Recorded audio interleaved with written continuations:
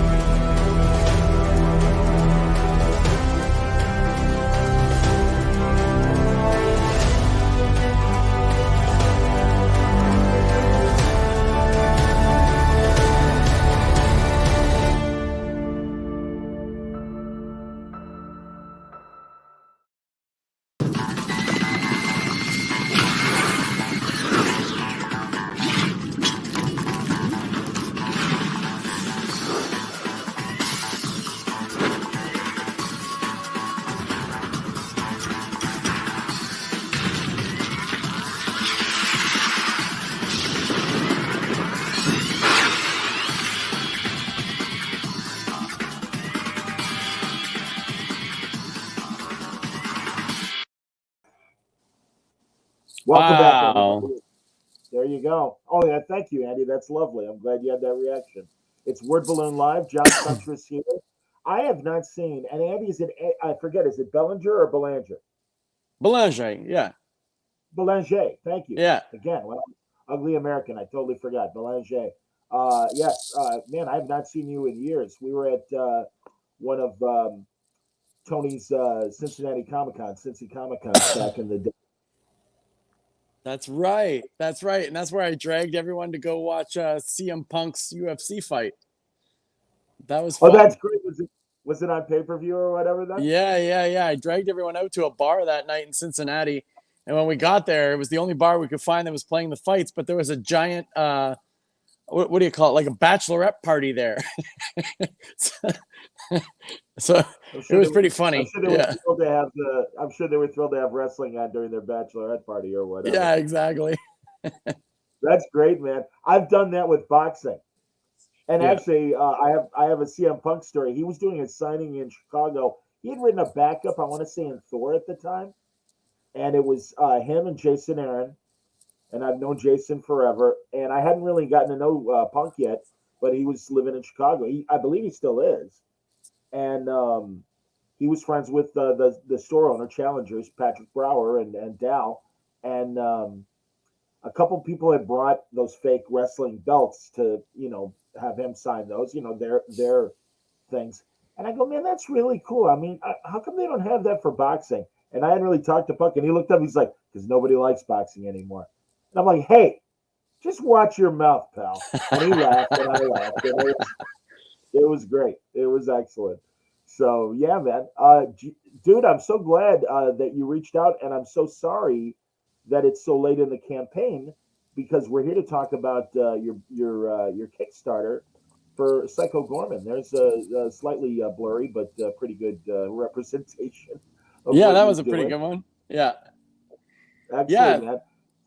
So tell me, give us the 10-cent pitch on Psycho Goreman.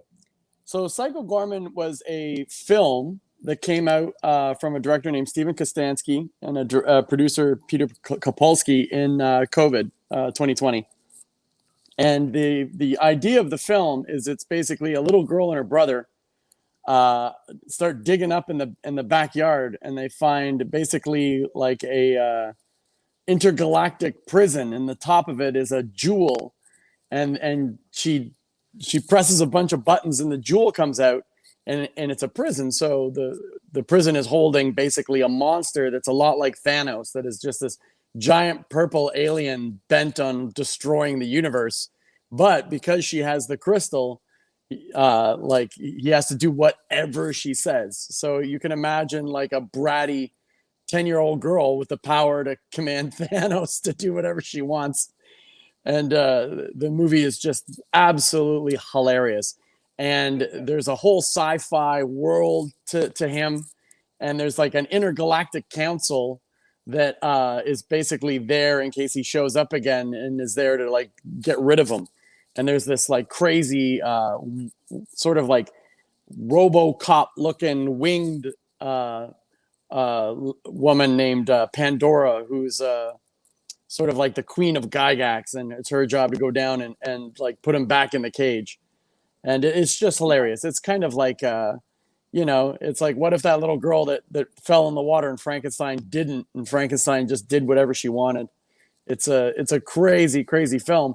But after I saw it, I was so pumped about it. I actually reached out to the filmmakers and I said, our studio, Lethal Comics, have got to be the guys to make this anthology. And what I've wanted to do for the last 10 years was make a heavy metal magazine style anthology. I worked for heavy metal for years, and I thought it'd be really dope to like have my own version with a bunch of artists that I've met over the 20 years being in the business that I thought would just like rock if we all work together. And that's what happened with Psycho Goreman. And so Kickstarter made it feasible because these comics are at least $30,000 to sort of produce, to pay the talent and printing and shipping and all the extras. They're really expensive when you have this amount of talent. If it was a comic by myself, they're a lot cheaper because whether I make a lot or I don't make a lot, I don't mind doing the extra work. But when you have 30 creators, everyone has to get paid and they get expensive. So Kickstarter allowed us to put this magazine together. I've actually wanted to make a magazine like this for the last 15 years. It's just, they're way too expensive. So, yeah. Well, congratulations. That's fantastic. And 30 artists, my God, that's amazing. Yeah. I mean, I have the campaign and I can cut to it, but do you have a master list of who's working with you on this stuff? Oh, yes, I do. 1 second here. I'll pop back here. I'll fill while you're looking. Yeah, man. No, and I do want to talk about your time at Heavy Metal as well. Is this your first time editing, for lack of a better word, in terms of did you ever get to do that at Heavy Metal?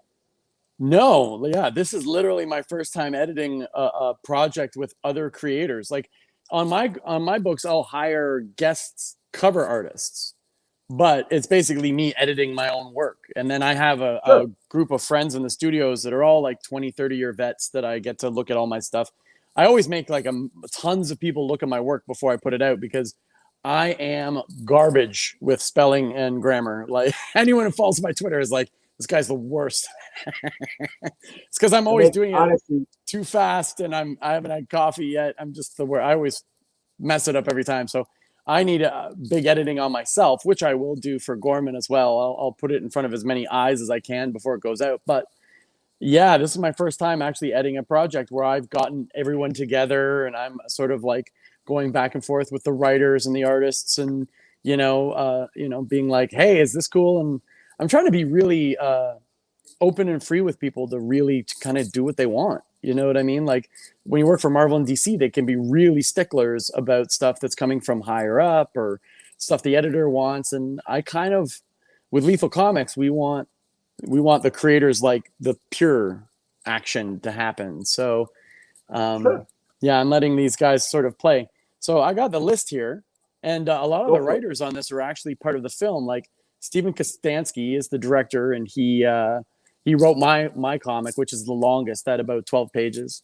There's the producer, Peter Kapolsky, who's an awesome guy, and he runs Midnight Madness for TIFF, the film festival, which is if you ever were in Toronto during the film festival, you can go to movies at midnight, and they're all like the best genre movies from all over the world, whether it be action or horror or whatever. And there's they have premieres there for that stuff. It's really cool. And he's doing a project with Carrie Nord, and Carrie Nord's going to be illustrating his piece. Carl Kerschel's doing one. Who's doing some Batman right now as well. Friend of mine named Yeah, I was Carl. going to say his great strip, right, Charlie? Yeah, Christopher. Yeah. Yeah, Charles Christopher. Thank you, buddy. Yes, Yeah, indeed. yeah, yeah. Those two guys are in my studio, and then Well, a whole slew of artists that I've loved from over the years. There's an artist named Skinner who did one of the covers, and Skinner is just like the most amazing artist. He does film, animation, painting. The guy is just like Bernie Wrightson with like the maddest colors you've ever seen. He's amazing. Then we have Kyle Holtz, and Kyle Holtz has been on tons of Marvel covers lately. I can't believe I got him, but he did the main cover, and it's gorgeous. Then very good. we got Ben Mara, Alexis Zirit, Aaron Connolly, Aurelio Mazzara, who actually worked on some of the film, Kalman Andrushofsky, Andrew Stott, who is my wrestling coach and one of my good buddies. We worked on the WWE comics together. Wow. Land Pitts, Ricardo Ortiz, Andy Appel, J-Bone, Steve Manali, Brennan Rowe, Eric Bonham, Serge Acuna, and then Adam Brooks was the dad in the movie, and he's actually a brilliant painter. Wow. Yeah, so he did a few things, and Very then cool. we got some classic guys in here. Bob Fingerman, Tom Neely, Erwin Papa, Dres 13, and a new artist named Suspiria. Ha! Yeah. Outstanding. I remember the movie, of course. Now I'm getting my echo. I don't understand. It's weird. Oh, I'm so sorry. I'm hands free. I'm not. Let's try this one. All right. How about now? How's this going? I can Yeah, hear you fine. I hear my echo. It's so weird. Oh, Andy, I'm sorry. Maybe. All right. We've got you put your thing on mute. Is that helping or no? And but now your microphone is on mute. So I don't know if you can unmute it. If you got to unmute it on your end. Yeah, it's me. There we go. Okay. And echo or no? Yeah. All right. Well, I'll try to. I'll tell you what. I won't speak over you, and I'll try and speak slowly, and hopefully this will work. And if we continue to have problems, I'm happy to switch to. I'm just wondering. Do you have something else running on? Oh, that's weird. Huh. I don't believe so, and I'm just making sure. I'll close some other windows. Maybe it's like another mic. Yeah, I don't believe so. Hold on 1 second. Let me. Okay, I just muted and unmuted, but here, let me. No, I am just using the laptop's microphone. Unfortunately, I'm on my backup computer. Oh, okay. Hold on 1 second. Let's see if I can do anything else. How about this? Is that better? Same? Let me try. Can you hear me? I can hear you fine. Oh, I don't get an echo now. Cool. Okay, great. Oh, I'm so sorry, Andy. Okay. Oh no, it's totally cool. It was just like I would say something and then I would hear myself like a second later saying again. No, it's like Lou Gehrig, his farewell speech. I consider myself self the luckiest man. Yeah. Cool. All right. So no, dude, that's amazing, and it's a great lineup. Did that include writers, or was that purely artists? Yeah, that was some writers too. We do a lot of writing our own stuff in Lethal Comics. We're trying to get Wonderful. we built like a writing circle in here so that we can all write our own material.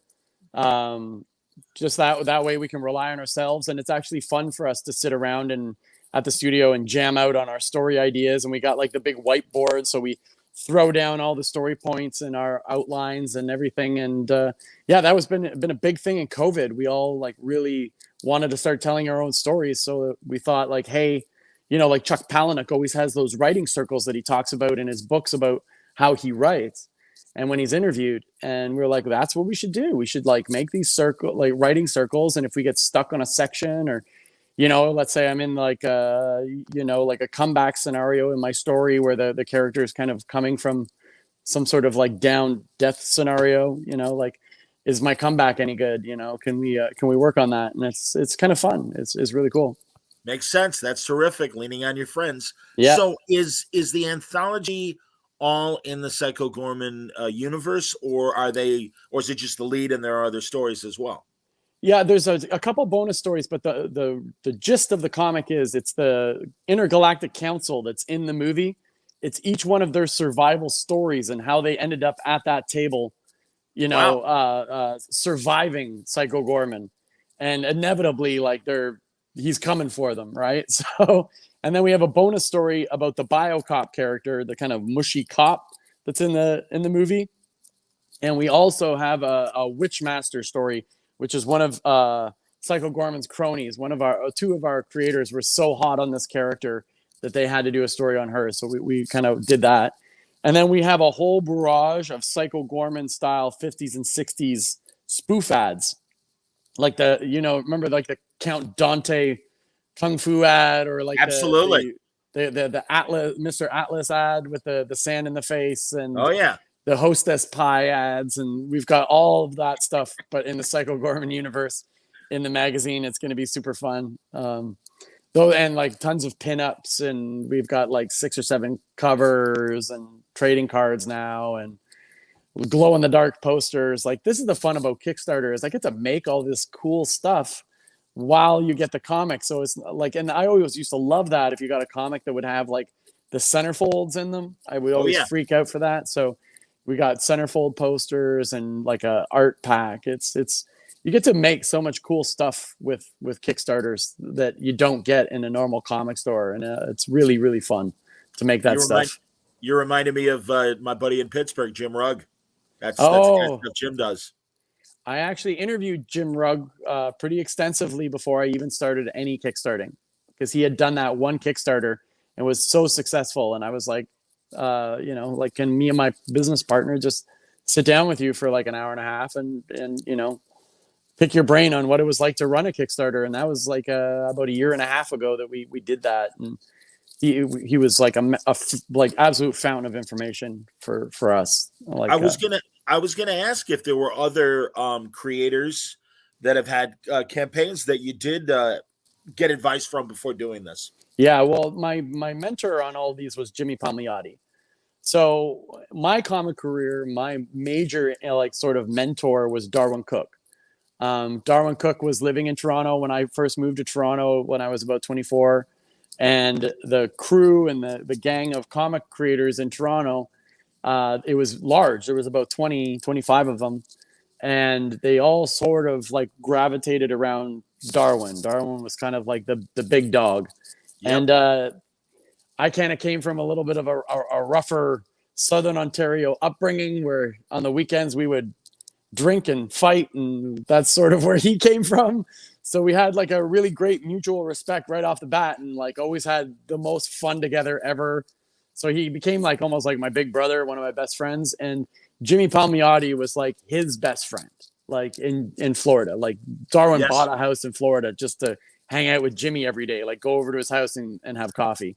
So when Darwin passed, I started like leaning on Jimmy for advice in the industry. And I've always done that. I've always sort of like really talked to people that are 10, 15, 20 years ahead of me in the industry, because they're going to tell you, what's going on. Like, you don't always know what's going on in this kind of business. And I'm sort of like in the middle now, and I can really give great advice to people that are coming up right now, because I'm still getting amazing advice from the people who are, sort of like in their mid to late 50s. And I get amazing advice through Jimmy, and Jimmy basically showed me how to make Kickstarters and what to do and how not to really get in over my head when it comes to like things like shipping. He's like, as soon as you add a t-shirt and a hat and everything, you're tripling your shipping and you're going to get murdered. And he's like, these are the ways you do this stuff with the fun sort of stuff you can make. So yeah, that was it. I'm not surprised, paying it forward. A lot of my favorite people, and especially Jimmy and Darwin. I know Jimmy a little bit better than I knew Darwin, but every encounter with Darwin was always positive. And I never got him on Word Balloon, unfortunately, but we had a lot of friendly bar con conversations, and I'd sit outside with him, catching him as he was bumming a smoke or whatever. And, that's where he always was. He was at the front door somewhere hanging around. Yeah, absolutely. Yeah. But yeah, and I'm glad you're learning from Jimmy, because truly, I really think he and Ryan Brown is another one that really gets how to get the most out of Kickstarter and really knows all the ins and outs and everything. Yeah, so, totally. Yeah, totally. That's cool. That's Yeah. great, man. Yeah, and this is just our first year, and my first comic right off the bat was so successful. It was, I kind of made 3 times what I would make on any comic working for DC or Marvel or Image. So I was like, hey, I can make a business out of this and do whatever I want, make the comics I want. And because I'm a pro wrestler as well as a comic artist, if I was to say, like, when I was pitching my wrestling idea, Mother Trucker, to publishers, they would just run for the hills. They're like, wrestling, no. And I'm like, what are you talking about? Like, it's the same thing as superheroes, just there's a ring sometimes. So Yeah, no, honestly. All right, so tell me about the wrestling. What are you an independent? Are you affiliated with, a group? Who do you wrestle through? well, I guess you would. I'm technically considered like a indie or independent wrestler, and I've been training for about 6 years, 7 years now. Like, I got into it late. Like, I think I was about 37, Wow. and and I kind of am part of one major group, which is called the IWS Okay. in Montreal, which is it's the biggest Fed in Montreal. And Montreal it's a giant wrestling town. There's about 15 feds, Wow. right? Yeah, I and had no idea. Please. oh yeah, it's crazy. It's a crazy wrestling town. Like, when I was living downtown Toronto, I never went to a match. I never heard about a match. I didn't even know about independent wrestling scene. I knew none of it. And then as soon as I moved to Montreal and I was working for Ubisoft and the video game people, all of a sudden every weekend I was at wrestling shows, like drinking with my buddies and yelling at wrestlers, and it was the most fun. And then started doing T-shirts and posters for them for events. And Great, yeah. yeah, and I mentioned a guy earlier, Andrew Stott, who goes by Shane Hawk. Okay. We became friends, and he was starting a school, and I was, I think, the second student at the school, and I've sort of been there ever since. And it's been a crazy, crazy ride. And then during COVID, there's a wrestler named Speedball Mike Bailey who got kind of stuck here in COVID. Like, he was normally on TV in Japan, and he's arguably like the best wrestler in Canada. And I trained with him for 18 months every week, and we were in the same bubble, and we go in there and just beat the hell out of each other. And he really, worked on me to become like a really, solid wrestler, I think. And so now matches are all happening again, and I think I'm going too hard. I already like smoked my ankle and my back and my knee. Yeah, I'm too old to do the stuff I'm thinking, like I'll be on the top rope being, hey, I'll just jump 15 feet out into the audience and clothesline this guy and I'll be fine. No, you're old and brittle. Oh, Andy. Yeah, but we don't want you to like hurt your drawing hand or anything like that. I always protect this. This is why I always do the clothesline, because there's no way to hurt Smart. this. If it's the thing hitting the guy, it's all the other parts. I was friendly with Bobby Heenan, Bobby the Brain. No way. Swear to God. In the 90s, I worked for a long time in sports radio in Chicago. Okay. And we developed a great relationship with both the WWE and Turner's group, WCW. Yep. He was the best. Yeah. Best on the mic ever. Exactly. Seriously, man. And yeah, what a great guy. He'd come to Chicago a lot. We also had our big host, Mike North, had a TV show as well. And Bobby would come on.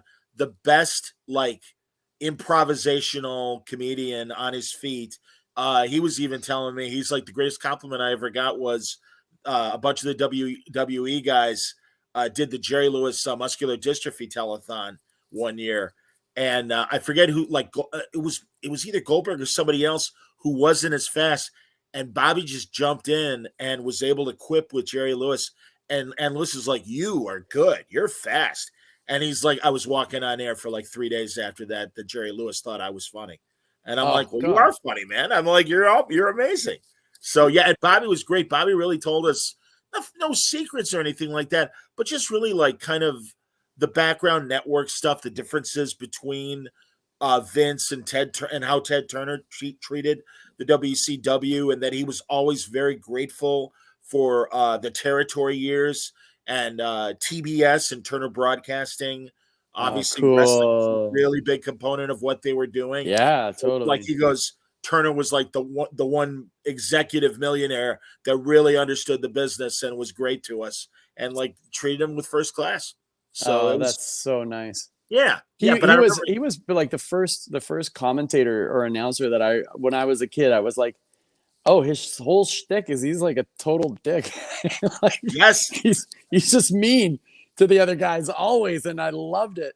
And like I can't remember whether it was him or Jesse the Body, because I used to love Jesse the Body Sure. as like a bad guy announcer too. He was really good. It would be like Jesse the Body and Gorilla Monsoon were like an awesome combo. And then you'd have Bobby the Brain and it would be Vince, right? Yes, and that he was always going back and forth with. And I want to say Bruno Sammartino as well back in the day in his last years. The living legend, Bruno Sammartino. Oh, Bruno was the best. See, and in Chicago, we had Bob Luce was the man in charge of our territory, and we had Dick the Bruiser, and we had his cousin the Crusher from Milwaukee, who would enter the ring with a keg of beer, and the Valiant brothers would fight Dick, and Jimmy Snuka, Jimmy Superfly Snuka would come to town every now and then. And that's so good. I loved that Andre the Giant documentary, and so many it was brilliant. That he would fight over the years, and I'm just like, man, this is my childhood come back to life. This is just amazing. Yeah, Andre was here before WWE. He was in Montreal for years before WWE. Yeah, my mom went and saw him a bunch of times. Oh, that's awesome. That's fantastic. Yeah. Next time and I don't know how often you come to Chicago, if you have it all. Oh, well, they're Wizard. I guess Fan Expo just bought Wizard World. Yes. And they have a Chicago show, and I was just invited on Sunday. For next year. Yeah. Wonderful. That's great, man. My friends through Fan Expo and stuff were in Baltimore, and I missed this year.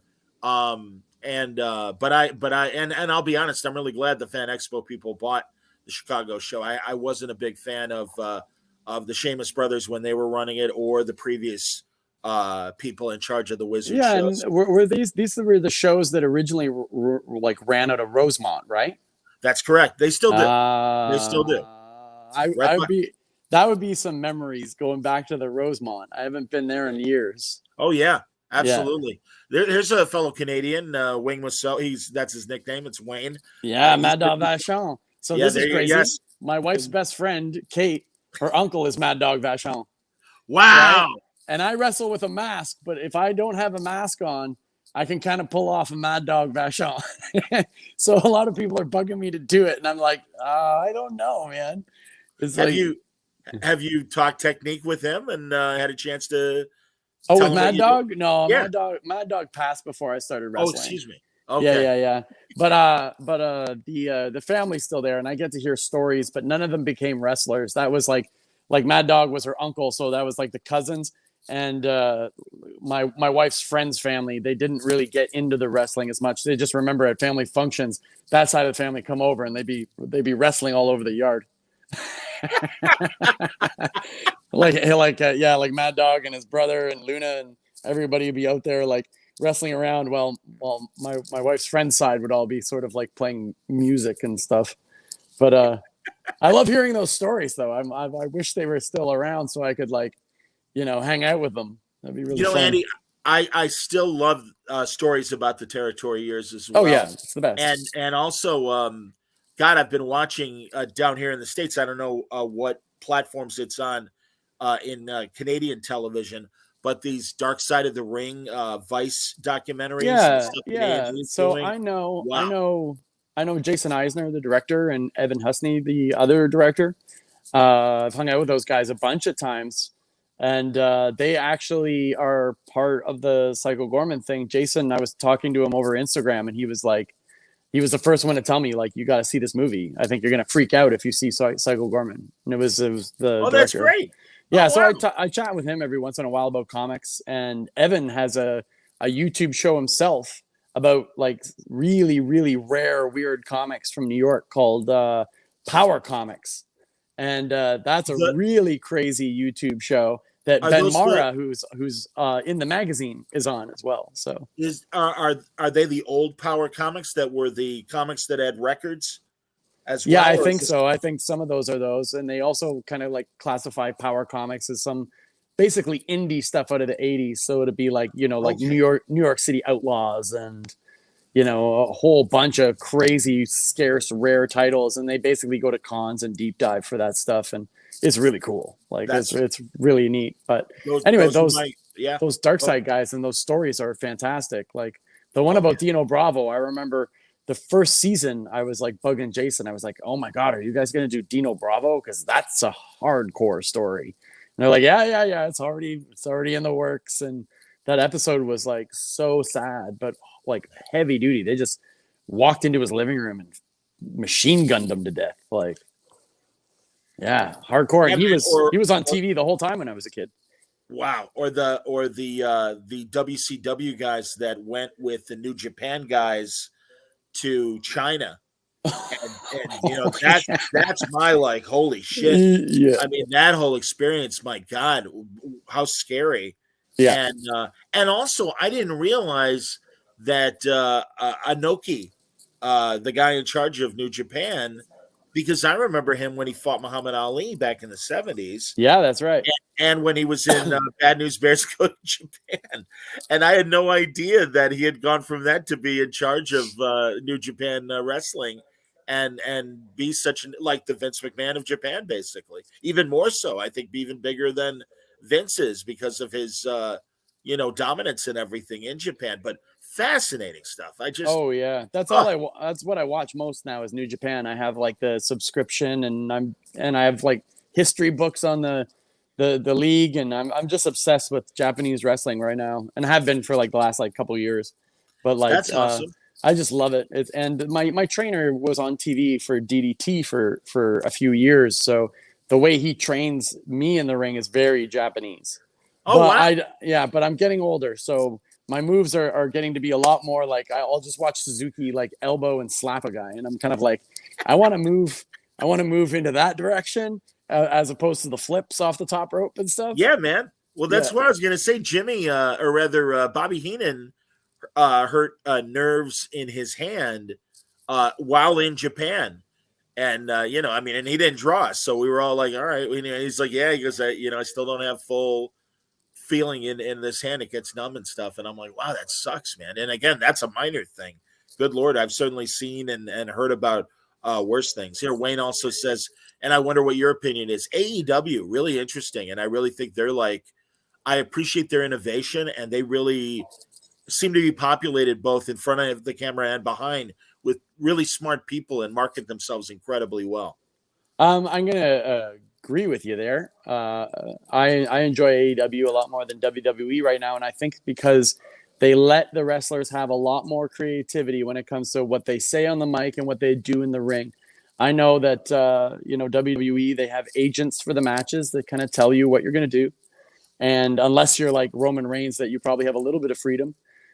And you have a script to go on the mic. So you're basically like a little bit of a puppet. And I can't imagine that's very fun. Like for me as a wrestler, it's the improv that makes it fantastic. Like, your match before you go in, what you're going to do for your shine and your heat and your comeback and your falsies. But the idea is like, sometimes in a transition, you don't know if like the crowd's going to go off. You know what I mean? So you want to like emphasize that, and that's where some of the real magic and fun stuff can happen.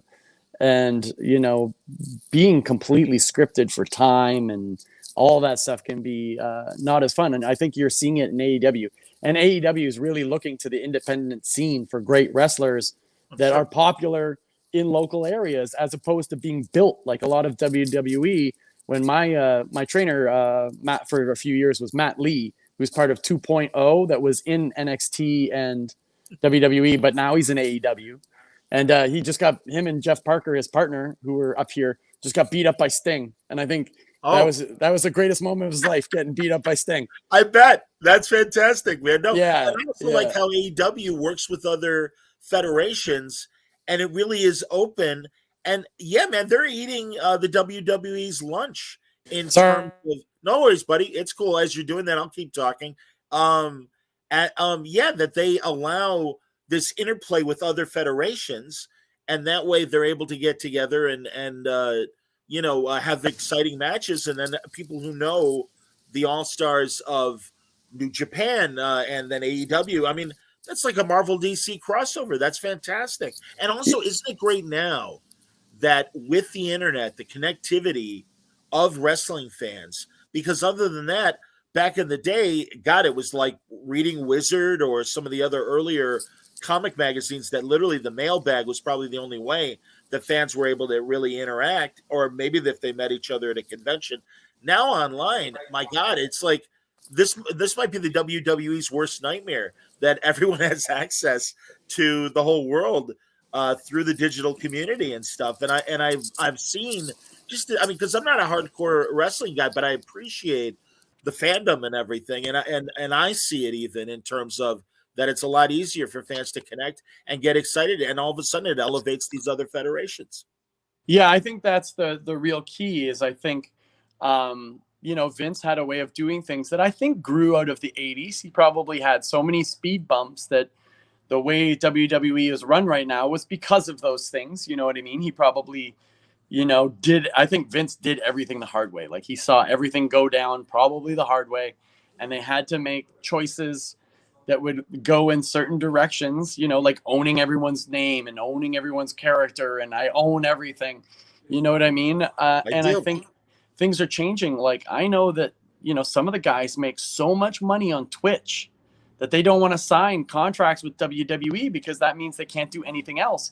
And if they get injured or the writers don't like them anymore, they don't really get to, have much of a career. You know what I mean? So a lot of these guys during the day will go on and do the whole Twitch thing. So what are they doing on Twitch? You're talking to. Oh, they play video games and they do. Oh, okay. They chat, and hang out, hang out with their fans and stuff. Yeah. Okay. How many of your, like, and forgive me because again, I'm not up there and everything. Do you have a wrestling fan base? If so, are they aware of your comic book side and vice versa? Yeah, I think so. I think my fan base knows that I'm also a comic creator and vice versa. I don't have a gigantic fan base when it comes to the wrestling side yet. Sure. But it's growing. It's definitely growing. You know what I mean? Excellent. Online. And as far as the comic book side goes, I think I'm getting a lot of crossover. And that's the thing with Mother Trucker. My regular series is I'm combining those two worlds together. So it's really exciting. And when I'm on panels at conventions, it ends up being, we're talking a lot about wrestling. That's outstanding. How long have you been doing Mother Trucker? Oh, I just started it in November was the first one. And it came out in around March.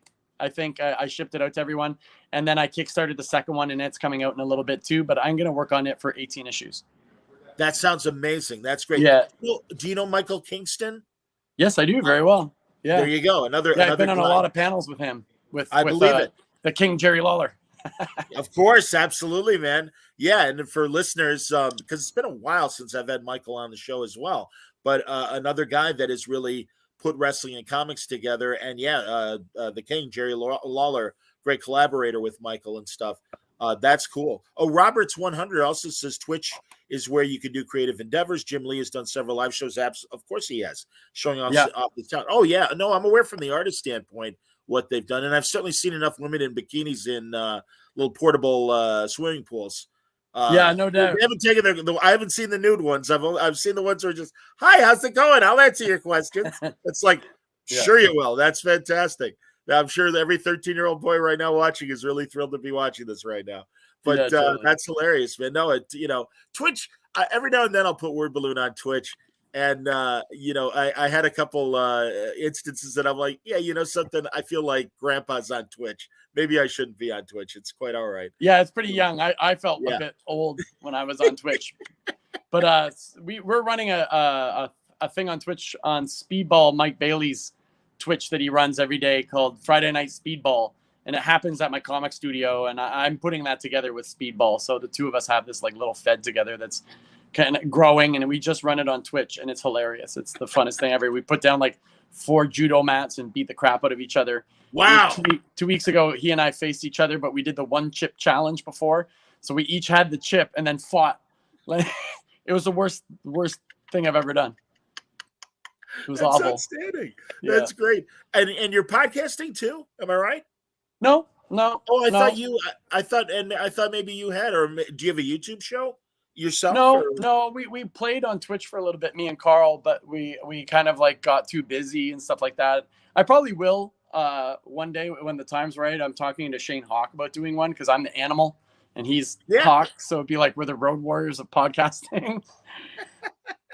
So we've been talking about that. Scary. Yeah. So when you're in the ring, are you Animal Belanger or are you also? No, I go by Animal Bob Anger. Animal. Okay, because I saw on your Twitter that you're Bob Anger. So Animal Bob Anger. That's my wrestling handle. Yeah. Outstanding. That's great. Do you get in the camera? All right, McMahon, I'm going to see you in the ring Thursday. Oh night. yeah. That's my thing. The posts are my trees and the ropes are my branches, and the mat is where I hunt. And on Word Balloon today, hunting is good. That's like my tagline. Outstanding, man. Now I got to do my Mean Gene. That's right. Just come and see him Saturday night at the Odeon.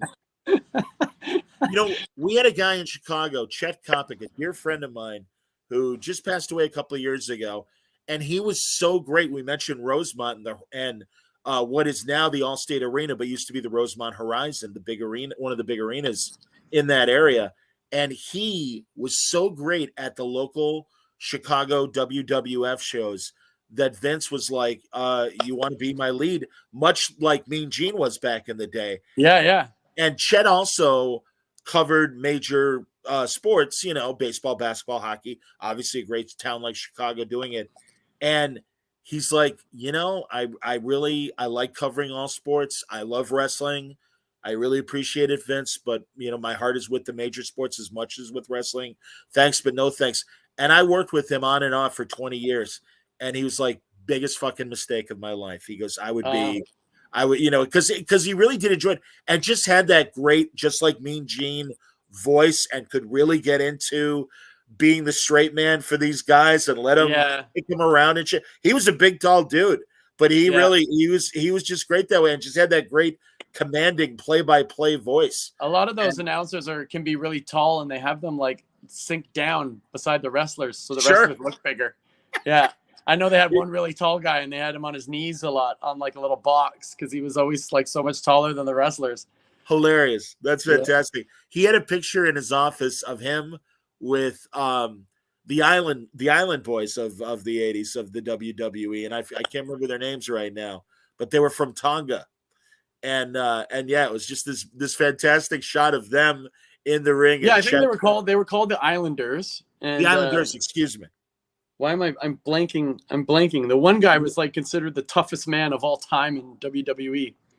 Oh, anyway. Great guys though. I mean, and again, fascinating. And also my sports radio station, we would do a lot of promotions, and Goldberg and Jim Duggan and Ted DiBiase and all the old timers, they would, who are now old timers, they would come through in the 90s. And couldn't the sweetest bunch of guys. However, I must tell you my one wrestling story where I actually have a wrestling enemy, and that is Virgil, Ted DiBiase's former assistant. Had a C2E2 back in the early days of C2E2. They would let podcasters have tables as well. So I was all set up, and sometimes you're out too late one night or whatever, so you're a little late. You don't come right away at 10 a.m. to the convention. So I slide in about 11:30, and Virgil is all set up at my table. And I had already said on social media, come see me at table 4400 or whatever the hell the number was. And he's all set up. And I'm like, excuse me, this is my table. What? I'm like, this is my table. Get out. And, Virgil's like, I'm like, yeah, get out. And he's like, no, take it easy, man. You can move over. I'm like, no, I can't move over. I'm like, believe it or not, I have an audience. And I told everybody to 4400 and you're in 4400. Like, get the fuck out. And he's like, come on, man, take it easy. Take me. I'm like, no. He goes, well, there's all these other empty tables. I'm like, use one of them. I said, seriously, I'll be happy to get someone who, a volunteer to get, Mike Nagan or whoever it was to help you out of here. It's like, okay, all right, take it easy. And all these people on the row are laughing their asses off. And truly, I've had some very sweet cartoonists draw me going up against Virgil and stuff like that. And they every now and then people will bring it up, and it's like, hey man, your enemy Virgil might be at that show. And I'm like, yeah, right. Yeah, Virgil's a bit of a troublemaker at shows. That's not the first Virgil story I've heard. So I've since learned, absolutely, man. Yeah. So there you go. And yes, I appreciate it. Roberts is like, good one, John, going over on Virgil. Hey, man, again, the man can snap me in two with just two fingers. I have no doubt about that. But that said, it's like, hey, it's, good Lord. You know how it is, Andy. You're at a con. You tell people to come to your table, Oh, You don't yeah. want to Oh, search yeah. it It's for annoying when everything. people move. That happens a lot, actually. Yeah. Oh, you yeah, gotta You got absolutely. to get tough with those people. Yeah. They're And yet, just looking for the best spot kind of thing. exactly. And it's I like, mean, I hey, understood. I loved my spot. And it's yeah. like, sure, And Virgil at loved some it. point, your name was probably up there, and he took it down, which is He the did. dark, He did. crappy part. Absolutely, man. So, No, it's hilarious. Have you had a chance yet to do any comic shows since things have kind of I opened did up a little? one in Spain in September. Wow. I was flown out to Spain, and then I did Toronto, and that's it so far. Those are my first ones in 2 years. I understand. I totally understand. Well, I am hoping now that the Fan Expo people are running the former Wizard Chicago and now Fan Expo They are. Chicago. Yeah. Yeah, I hope that gives I you an saw excuse the to come list out on the here. weekend, and they asked me which ones I wanted to go to, and they suggested a few. So yeah, I know which ones I'll be got, sort of thing. So talking with you and your buddy Sam Noir, and like I said, I wish I had known about this campaign sooner. We're in the literally the final hours. Final stretch. Yeah. Yeah, Sort of 36 hours. Yeah. Yeah. So I mean, I'll put the audio out for this tomorrow. Awesome. To That'd be hopefully squeeze the last few things. But you do have another campaign coming up, correct? No, this is our last campaign for Lethal Comics. We've had 5 this year. Oh, okay. This is our last one of the season, and then we're making stuff, and then we're back in February.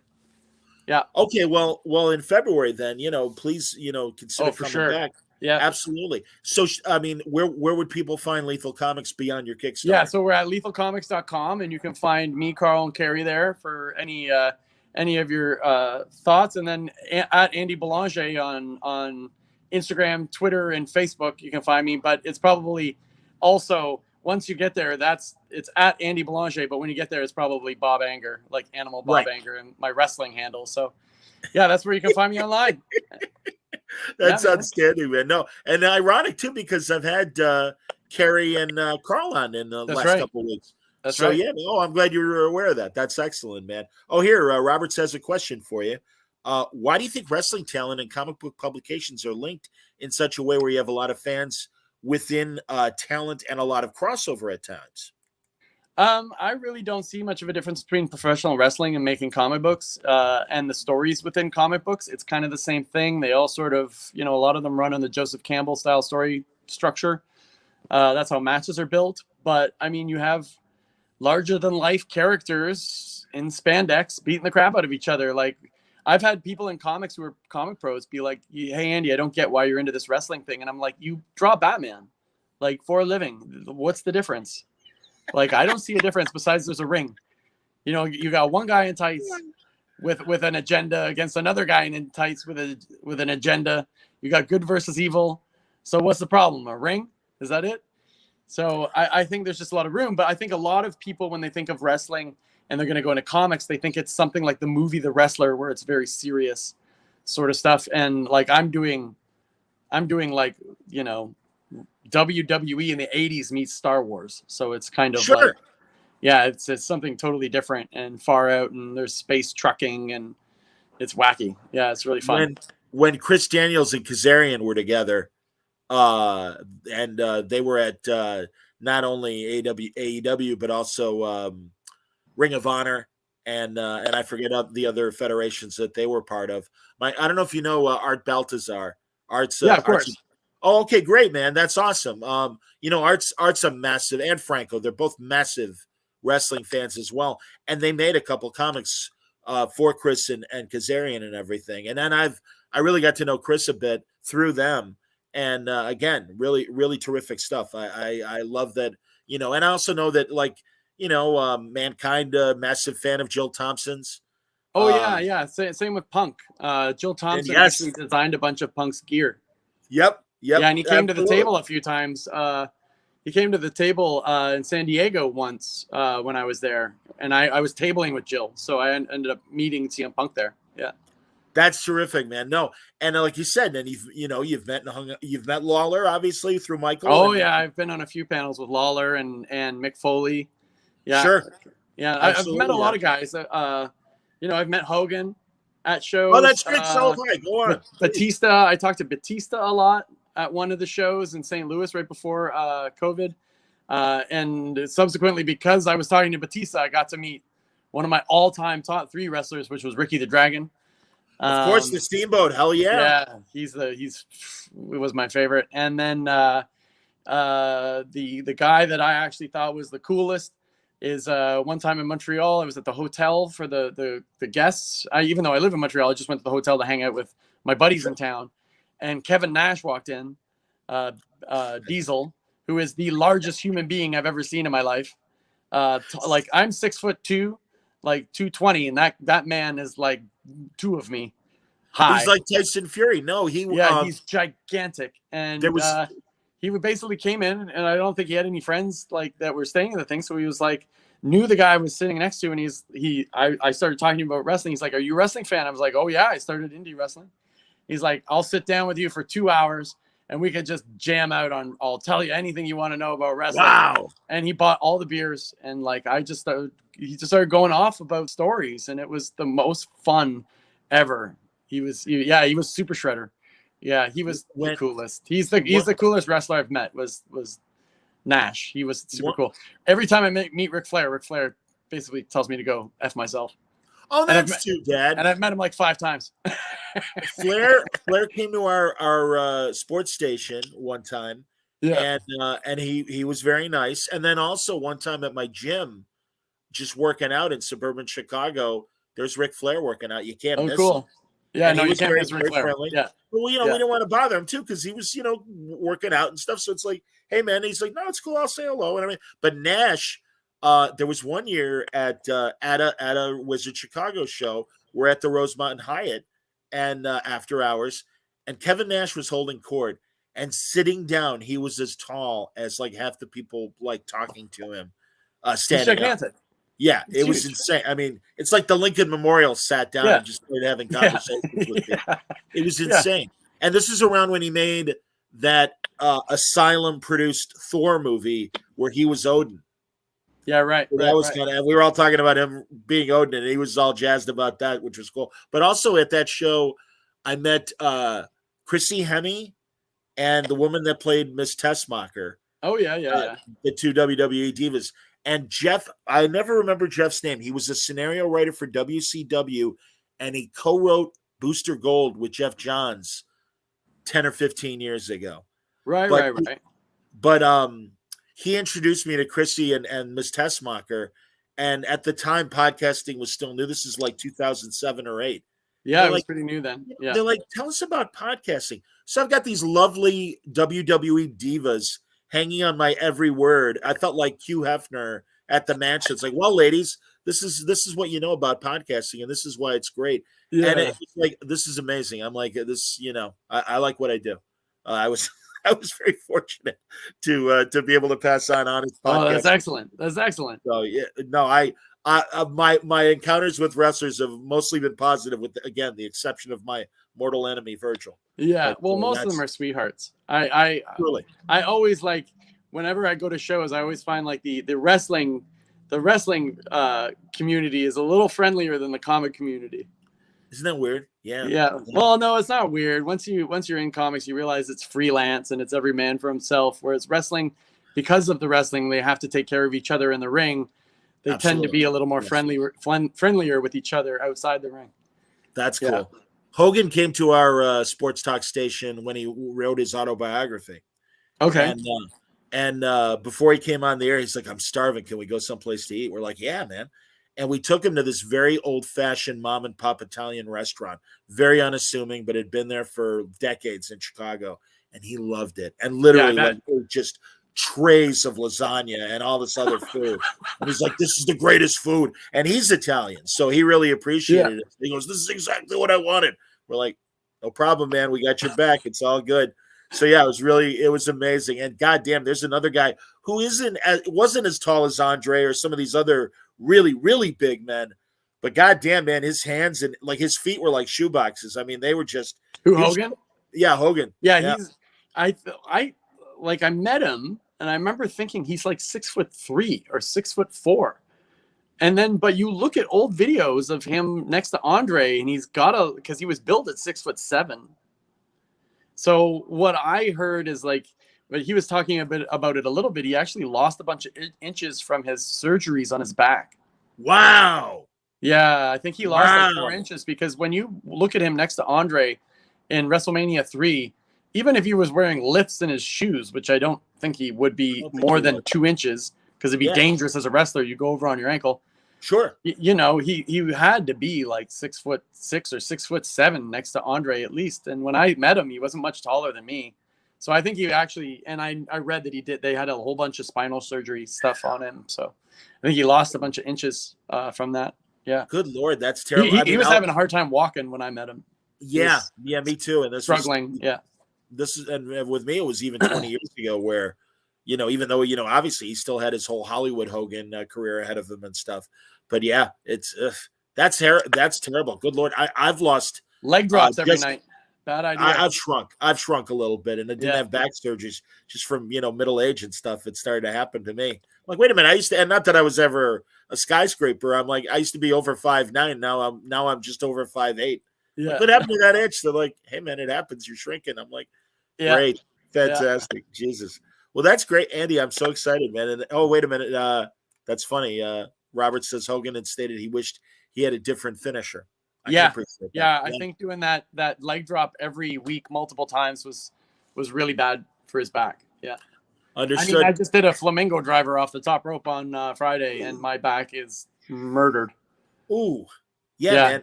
Seriously, Andy, we don't want you to stop drawing. So, like, we're happy that you're doing this. I'm sure it keeps you healthy in terms of just the workouts and everything. But by the same token, let's learn these other techniques. We want you to protect let's just your elbows talent. and chops.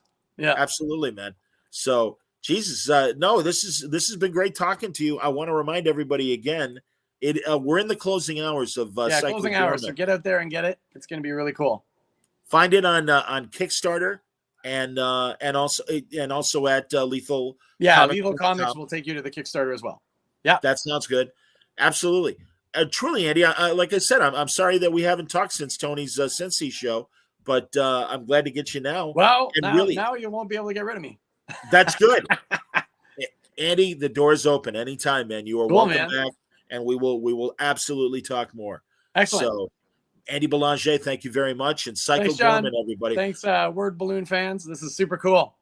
I really appreciate it, man. And thanks everybody for watching. Tomorrow night, we're doing our Kinescope show with Gabe Hardman. We're going to look at Ernie Kovacs's wonderful comedic career, and I hope you'll join us for that.